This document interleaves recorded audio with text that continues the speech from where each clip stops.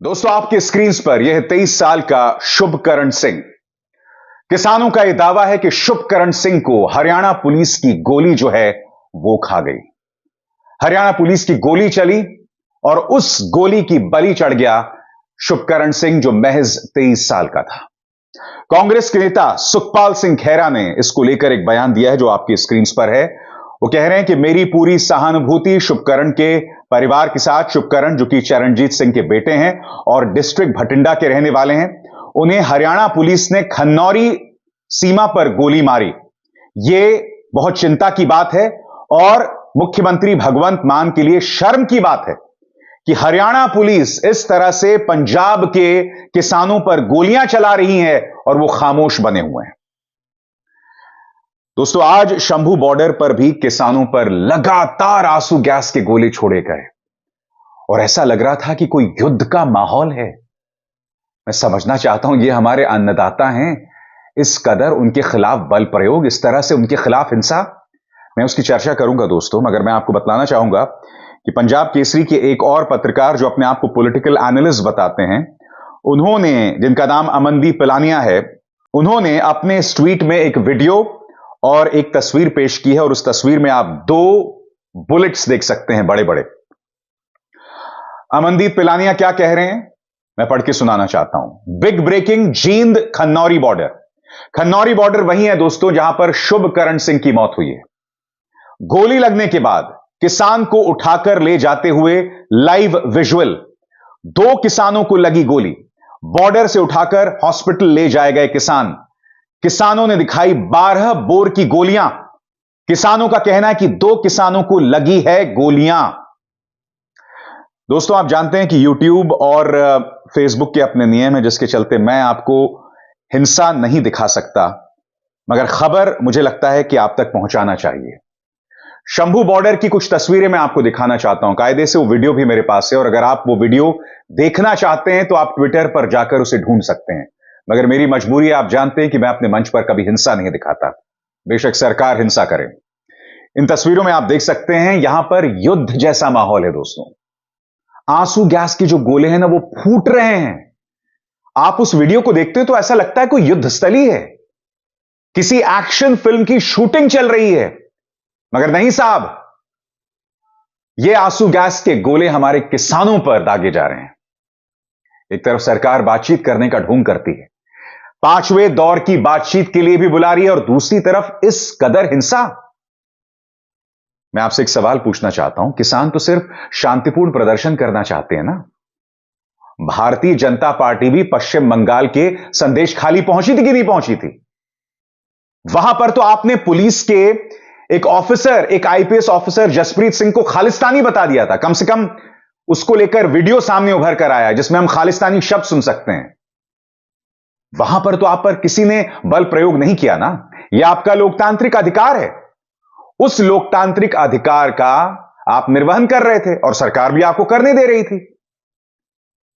वहां पर भी अदालत का आदेश आया कि शुभेंदु अधिकारी जो नेता हैं वो जाकर संदेश खाली में अपनी बात रख सकते हैं। तो मैं आपसे समझना चाहता हूं कि किसान अगर अपनी बात रख रहा है तो आपको दिक्कत क्या है? गौरव गर्ग, जो कि गांव सवेरा से जुड़े हुए हैं, बाय द वे गांव सवेरा का जो ट्विटर हैंडल है और उनके पत्रकार मनदीप पुनिया, दोनों के ट्विटर हैंडल को साफ कर दिया गया है ताकि आप तक तस्वीरें ना पहुंचे, आप तक खबरें ना पहुंचे। गौरव इसमें दावा कर रहे हैं दोस्तों, मैं आपको बतलाता हूं। गौरव ये कह रहे हैं कि अचानक एक आंसू गैस का गोला जो है वो किसानों के एक ट्रैक्टर पर आकर गिरता है और किसान इधर उधर भागते हैं। एक वीडियो मैंने देखा है दोस्तों कि पुलिस के आंसू गैस के गोले गिर रहे हैं, धमाकों की आवाज आ रही है, किसान जो हैं किसी तरह से अपनी जान बचाते हुए खेतों के अंदर घुसते हैं। और जैसे कि खबर आई है, शुभकरण सिंह की मौत हो गई है, सिर्फ 23 साल का युवा। मैं समझना चाहता हूं कि मनोहर लाल खट्टर सरकार कर क्या रही है, दिल्ली पुलिस आखिर कर क्या रही है। मैं आपको बतलाना चाहता हूं कि इस मुद्दे को लेकर राकेश टिकैत का बयान आया है। वो बयान आपके स्क्रीन पर, राकेश टिकैत क्या कह रहे हैं मैं आपको पढ़ के सुनाना चाहता हूं। उनका कहना है कि किसानों को शांतिपूर्ण प्रदर्शन करने का अधिकार है और ऐसा करने से उन्हें कोई नहीं रोक सकता। राकेश टिकैत ये कह रहे हैं कि यह आंदोलन जारी रहेगा और बातचीत के जरिए ही इसका समाधान निकल सकता है। संयुक्त किसान मोर्चा कल मिलेगा और आगे यह फैसला किया जाएगा कि क्या किया जाए। दोस्तों, मुझे ऐसा लगता है कि इस वक्त कई किसान संगठन जो अब तक इस आंदोलन से दूर थे, उन्हें इस मामले में दखल देना पड़ेगा, क्योंकि यहां पर किसानों पर गोलियां चला दी गई हैं। एक किसान की मौत हो गई है और जैसा कि अमनदीप पिलनिया अपने उस ट्वीट में दावा कर रहे थे, 2 किसानों को उठाकर ले जाया जा रहा था।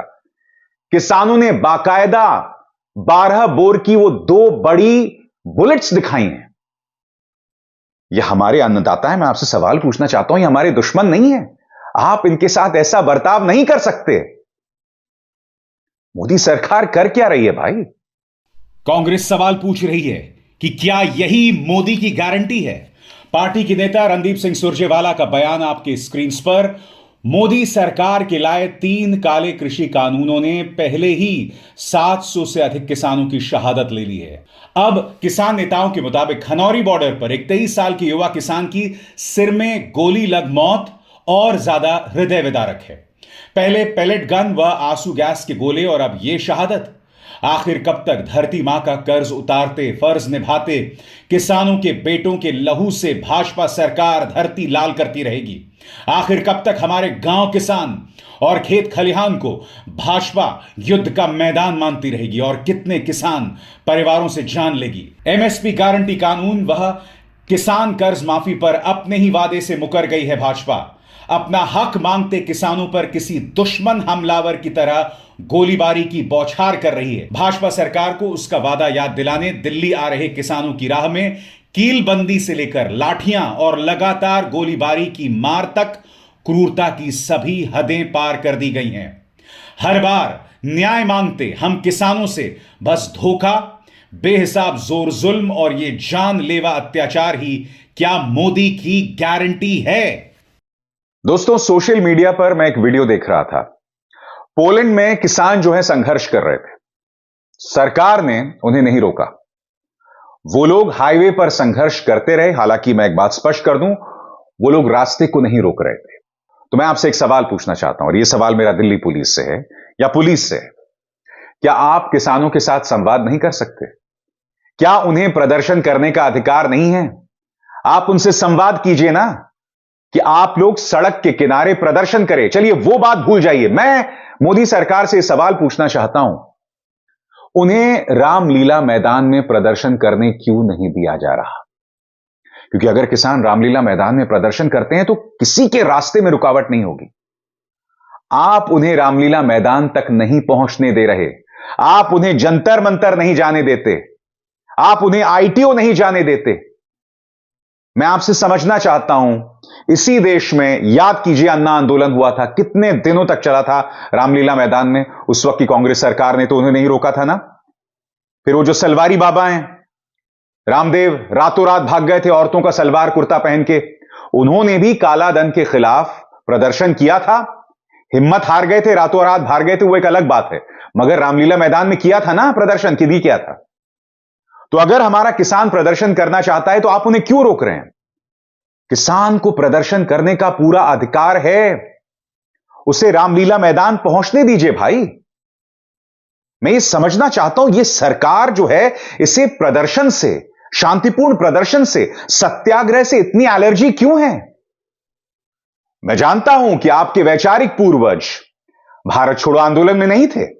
मैं यह भी जानता हूं कि आपके वैचारिक पूर्वजों ने 1 दर्जन बार अंग्रेजों से माफी मांगी थी। इसका मतलब यह नहीं कि शांतिपूर्ण प्रदर्शन करना एंटी नेशनल है। जो प्रदर्शन करता है उसे आप अर्बन नक्सल, खालिस्तानी और न जाने क्या क्या बता देते हैं। मुझे लगता है कि किसानों को प्रदर्शन करने का अधिकार है। सरकार को उन्हें इजाजत देनी चाहिए रामलीला मैदान में कि आपको प्रदर्शन करना है, वहां कीजिए। मगर इस तरह से आंसू गैस की गोले बरसाना, हिंसा का इस्तेमाल, यह गलत है, सरासर गलत है। और मैं किसानों से भी यही प्रार्थना करना चाहूंगा कि अगर आपको सरकार भड़काए भी तो आपको संयम दिखाना पड़ेगा। सत्याग्रह आंदोलन की यही परीक्षा है, यही खूबसूरती भी है। आपका इम्तिहान है। सरकार, पुलिस, इनका पालतू मीडिया आपको भड़काएगा, मगर आपको भड़कना नहीं है।